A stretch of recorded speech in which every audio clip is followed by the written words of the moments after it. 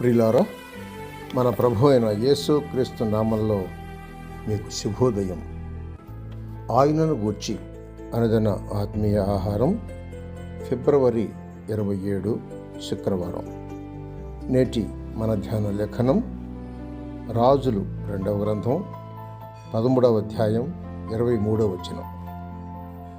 కాబట్టి యెహోవా వారిని జాలితలచి వారి యందు దయించి అబ్రహాము, ఇస్సాకు, యాకోబులతో తాను చేసి ఉన్న నిబంధనను బట్టి వారి యందు లక్ష్యము నిలిపి వారిని నాశనము చేయనొల్లక ఇప్పటికిని తన సముఖములో నుండి వారిని వెళ్ళగొట్టక ఉండెను.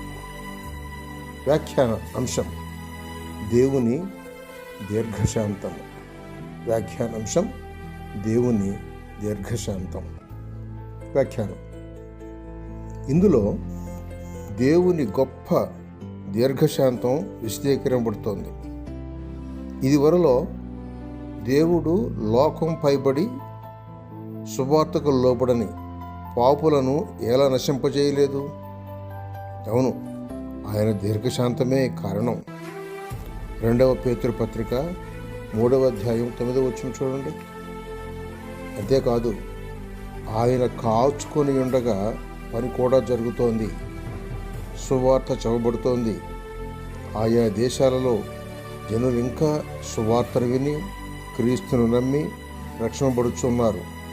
కాబట్టి కాలం ఇంకనూ అలాగే పొడుగవుతోంది.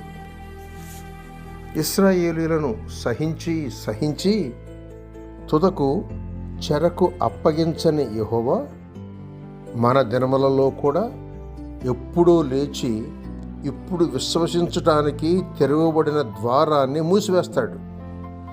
అపొస్తలుల కార్యములు 14వ అధ్యాయం 27వ వాక్యం, లూకా సువార్త 13వ అధ్యాయం 25వ వచనంతో సరిపోల్చండి. క్రీస్తు సంఘం కూడా నిద్రిస్తూ ఉంది.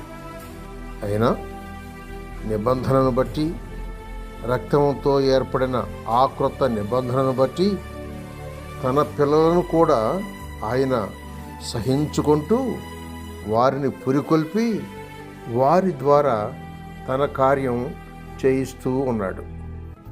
సహోదరుడా, సహోదరి, నీ వంతు నీవు పూనుకొని నెరవేర్చున్నావా లేదా? గొప్ప ప్రశ్న ఇది. సహోదరుడు సైలస్ ఫాక్స్. శుభములతో వందనాలు.